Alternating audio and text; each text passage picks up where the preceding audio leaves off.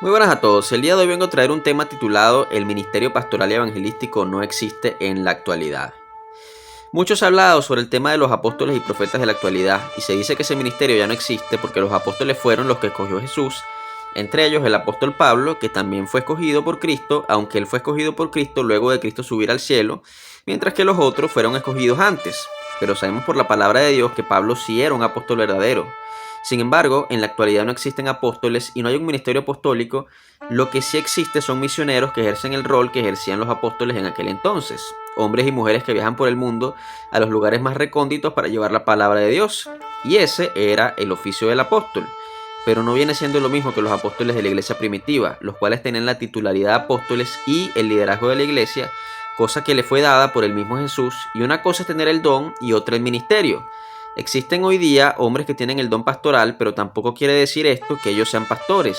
Al menos no son pastores a título, ni tienen el ministerio. Y lo mismo pasa con los evangelistas. Cualquier persona que predique la sana doctrina y el evangelio y viva haciendo esto tiene el don evangelístico, pero no es un ministerio titulado evangelista.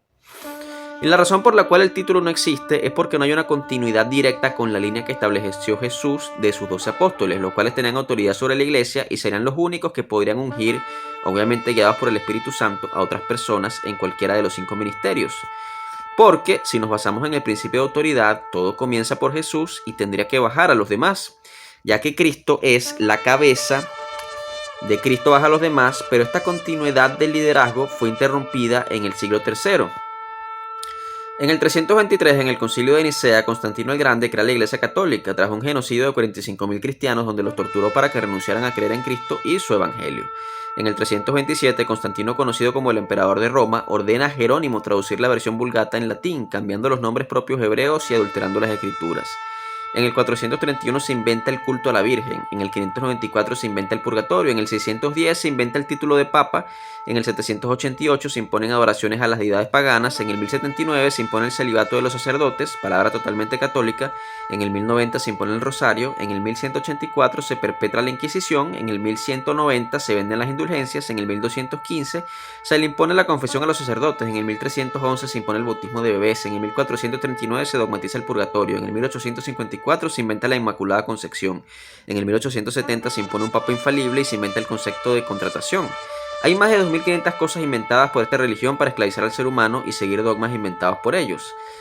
Y ahora, la Reforma Protestante se estima que comenzó aproximadamente entre el 1517 y 1648, así que imaginen todo el tiempo que transcurrió desde el siglo III en la creación de la Iglesia Católica hasta el 1500 que comenzó la Reforma. Fueron más de 1000 años, aproximadamente unos 1200, que el mundo estuvo en la oscuridad total sin la continuidad de la sana doctrina que comenzó Jesucristo con sus apóstoles, y luego de Pentecostés con el surgimiento de la Iglesia se expandió toda esa cantidad de conocimientos cristianos libres de corrupción que fueron desaparecidos cuando en el siglo III los cristianos fueron asesinados y cuando más tarde la Biblia solamente podía ser leída en latín.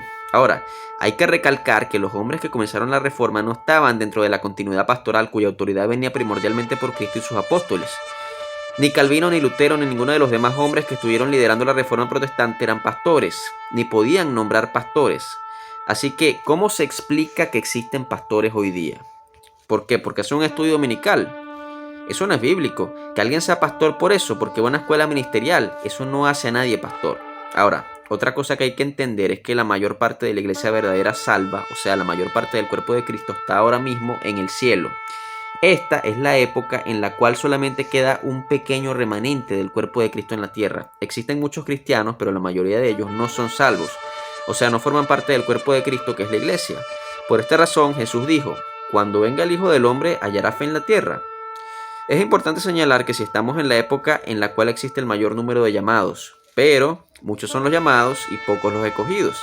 En la época de la iglesia primitiva existía un número gigantesco de cristianos salvos, porque se predicaba la verdadera doctrina, pero el día de hoy existen muy pocos. Vamos a leer la parábola de las 10 vírgenes, Mateo 25. Entonces el reino de los cielos será semejante a 10 vírgenes que tomando sus lámparas salieron a recibir al esposo. 5 de ellas eran prudentes y 5 insensatas. Las insensatas, tomando sus lámparas, no tomaron consigo aceite, mas las prudentes tomaron aceite en sus vasijas juntamente con sus lámparas. Y tardándose el esposo, cabecearon todas y se durmieron. Y a la medianoche se oyó un clamor: aquí viene el esposo, salid a recibirle. Entonces todas aquellas vírgenes se levantaron y arreglaron sus lámparas, y las insensatas dijeron a las prudentes: dadnos de vuestro aceite, porque nuestras lámparas se apagan. Mas las prudentes respondieron diciendo: para que no nos falte a nosotras y a vosotras, id más bien a los que venden y comprad para vosotras mismas. Pero mientras ellas iban a comprar, vino el esposo, y las que estaban preparadas entraron con él a las bodas, y se cerró la puerta. Después vinieron también las otras vírgenes diciendo: Señor, Señor, ábrenos. Mas él respondiendo dijo: de cierto os digo que no os conozco. Velad pues, porque no sabéis el día ni la hora en que el Hijo del Hombre ha de venir. Aquí podemos ver que hay 10 vírgenes, 5 se van y 5 se quedan, 5 tienen aceite y 5 no tienen aceite. El aceite obviamente sabemos que representa el Espíritu Santo, con el cual es sellado cada creyente cuando cumple los dos requisitos que el Evangelio demanda para salvación, los cuales son arrepentidos y creed el Evangelio, Marcos 1:15. Una vez que una persona cumple con estos dos requisitos, los cuales generalmente se cumplen luego de un tiempo de haber sido llamados, sin haber entendido en el Evangelio, y en el momento en el cual se entiende y la persona cree y se arrepiente, entonces la persona es sellada y es salva, recibe el aceite. Las 10 vírgenes son la totalidad de los llamados, la totalidad de personas cristianas. Ahora, hay que hacer una diferenciación de conceptos. En primer lugar, hay que aceptar que no todos los cristianos son salvos. No te haces salvo simplemente por ir a una iglesia, pasar a un altar y hacer una oración en la cual dices: Cristo, te acepto en mi corazón. La salvación requiere de dos requisitos: arrepentirse y creer. La mayoría de los cristianos no están cumpliendo el día de hoy esos requisitos, porque el Evangelio no se está predicando de la manera correcta. Cuando te van a predicar el Evangelio te dicen cosas como: Cristo puede cambiar tu vida, puede salvar tu familia, tu matrimonio, te puede prosperar, te puede llenar ese vacío existencial que tienes por el cual no eres feliz, etc. Pero no te dicen que estás condenado porque naciste en pecado y empezaste a pecar, condenando tu alma. No te hablan del decreto de Ezequiel 18:4 que dice: he aquí todas las almas son mías, tanto el alma del Padre como el alma del Hijo, el alma que pecare, esa morirá. No te dicen que el verdadero arrepentimiento no es dejar de pecar, sino aceptar tu condición de pecador. No te dicen que no es arrepentirte de tus pecados, sino de lo que eres, porque eres un pecador que no va a dejar de serlo hasta el día en que muera. Y no te dicen que tienes que creer un evangelio completo, porque la Biblia dice que el evangelio es creer que Cristo Jesús murió por nuestros pecados. Y obviamente cuando habla de que murió por nuestros pecados lo dice totalmente, no lo dice parcialmente, que es lo que se enseña en la iglesia evangélica cristiana de hoy. Enseñan que si tú entras hoy a un altar y crees que Cristo pagó por tus pecados, eres salvo, pero si en unos meses te descarrías y comienzas a pecar, pierdes tu salvación, porque ya Cristo pagó por tus pecados y no se va a volver a crucificar. Ignorando que no hace falta que se crucifique por segunda vez, porque cuando lo crucificaron la primera vez, Él pagó por todos los pecados, los que cometemos antes de entrar al camino del llamado del Señor, los que cometeremos después y los que vamos a seguir cometiendo todos los días. Cristo pagó por todo, porque Cristo sabe todo. Sabe todos y cada uno de los pecados que vamos a cometer durante toda nuestra vida. Y cuando Él fue a esa cruz, se entregó y pagó por todos esos pecados que Él ya sabía que íbamos a cometer. Conociendo la palabra, Él fue condenado en nuestro lugar por cualquier pecado que hayamos cometido o que vayamos a cometer o que estemos cometiendo en este momento. Así que debido a que no se predica el evangelio de esta manera, sino que se predica un evangelio tibio y parcial, la mayor parte de la iglesia de hoy no es salva.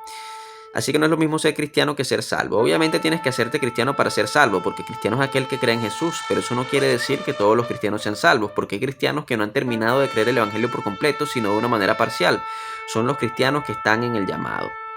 Mateo 22:14, porque muchos son llamados y pocos escogidos. Entonces, cuando una persona va a una iglesia evangélica común, pasa al altar y acepta a Cristo en su corazón, esa persona lo que está es siendo llamada. Y cuando esa persona acepta a Cristo en su corazón, está entrando en el llamado, pero todavía no ha sido escogida porque no ha creído por completo, y no es culpa suya, sino que no se le ha dado la información completa como si se hacía en la primera iglesia. La persona creía al instante porque se le predicaba el evangelio por completo, y tal como era en ese entonces, hoy día no se está predicando. Así que volviendo al tema de la parábola de las 10 vírgenes que representan a los cristianos, 5 de esas vírgenes son salvas, por eso se van cuando el esposo llega, lo cual representa el arrebatamiento de la iglesia, y 5 están sin aceite, lo cual representa a los cristianos que han sido llamados pero no han sido escogidos, porque no han terminado de creer y no son salvos. Entonces esto quiere decir que la totalidad de la iglesia en el universo cristiano son 5 vírgenes. La iglesia son esas 5 vírgenes que son llevadas por el esposo. Ahora, alguien dirá: ¿eso quiere decir que la mitad de la iglesia en la actualidad es salva y la otra mitad no? No se refiere a eso. Las 5 vírgenes son la totalidad de la iglesia durante todo el tiempo de la misma, desde su nacimiento en Pentecostés hasta los tiempos finales, en el arrebatamiento. Quiere decir que el mayor número de cristianos, podríamos decir, 4 de esas 5 vírgenes que son salvas son de otro tiempo, son del tiempo de la iglesia primitiva. Por tanto, se puede asumir que la mayor parte de la iglesia actualmente está en el cielo, y que la iglesia salva que queda en este tiempo final es un pequeño remanente que surgió para este último tiempo, que será arrebatado. No se va a ir en el arrebatamiento millones de personas, como muchos sugieren. Creo que si se van miles sería ser optimista. Y esto debido a que no se está predicando el evangelio de la manera correcta. Lo que sí se podría decir es que este es el tiempo en el cual hay un mayor número de llamados, cual nunca ha habido jamás. pero escogidos, este parece ser el tiempo en que menos ha habido jamás. Y eso lo puedes notar cuando hablas con cualquier cristiano evangélico y le preguntas si cree que es salvo y la mayoría no están seguros de su salvación. Le preguntas si te apartas del camino de la santidad y pecas y mueres vas al cielo. Y te van a decir que no.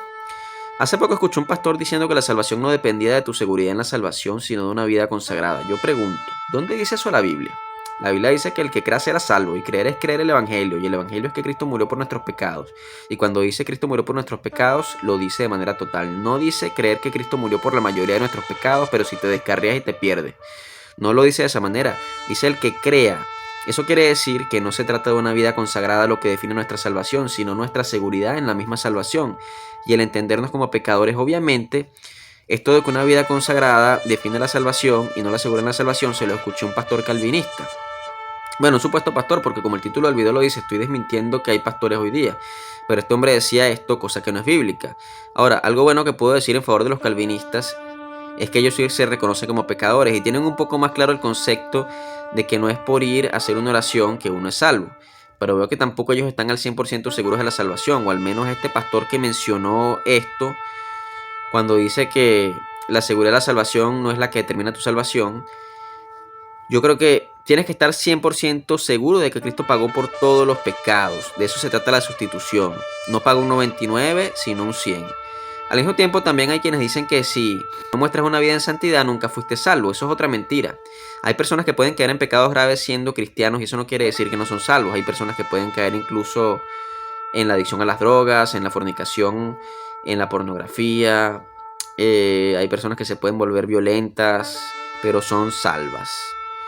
Porque no es las obras lo que determina la salvación, es la fe. Cuando una persona dice que si tú no vives una vida de santidad es que nunca fuiste salvo, prácticamente te están diciendo de una manera disfrazada que tienes que hacer obras para cuidar tu salvación, al igual que los pentecostales que te dicen que tienes que cuidar tu salvación. Entonces, los calvinistas lo plantean de otra manera, pero viene siendo lo mismo porque tienes que hacer algo para ser salvo. Pero la verdad bíblica es que no tienes que hacer nada para ser salvo excepto arrepentirte y creer el Evangelio. Pero bueno, el tema que viene a tratar hoy es sobre la continuidad de los pastores. No hay una continuidad que comenzó con Jesucristo el día de hoy. Lo que queda el día de hoy es un remanente de la iglesia, una manada pequeña, así que no hay pastores hoy día. No puedo negar que sí hay gente que tiene el don pastoral porque son líderes, porque saben aconsejar bíblicamente, pero no hay una autoridad en ellos porque no hay una continuidad de autoridad como la que había en la iglesia primitiva. No puedo negar que hay hombres que tienen el don del evangelismo y ejercen un ministerio evangelista, pero no de manera titular, porque no hay una continuidad de la autoridad. Tampoco puedo negar que hay gente que tiene don apostólico porque lo demuestran siendo misioneros en lugares recónditos, pero no son apóstoles. Esa titularidad solo se da por Cristo y en una continuidad que los apóstoles iniciaron al liderar la iglesia. Nada de eso existe hoy, así que no se le debe obediencia a ningún pastor ni ninguna de esas payasadas que hoy día se predican, que tienes que sujetarte a la autoridad, que yo soy un pastor nombrado por Dios, que yo soy un apóstol, etc. Todo eso es una falsedad y una mentira, somos un remanente. Por eso es que tampoco estamos en la obligación de congregarnos a pesar de que hay un mandamiento en el libro de Hebreos que lo ordena, porque ya no existe una congregación como la de la época de la iglesia primitiva en la cual la mayor parte de esa congregación era salva, porque se predicaba un sano evangelio. Hoy día puedes ir a una iglesia que tenga miles de personas y puede que no consigas una sola persona que realmente sea salva. Y si te consigues a uno o dos que lo son, es porque el Espíritu Santo hizo un llamado especial a esos dos y un toque especial en ellos y les reveló el Evangelio tal cual como era. Y ellos siguen yendo a esa iglesia, bueno, esa supuesta iglesia, un modo de decirlo, a esa congregación. Pero saben que lo que se predica ahí es falsedad. Y sí, hay muchas congregaciones donde los líderes y pastores tienen una buena intención y aman a Dios y lo alaban con corazón sincero, pero eso no los hace salvos, porque no completan la fe, ya sea porque no entienden el evangelio, ya sea por incredulidad, pero el punto central de esto es que no hay pastores el día de hoy, así como no hay apóstoles, ni profetas, ni evangelistas, ni maestros. Bendiciones.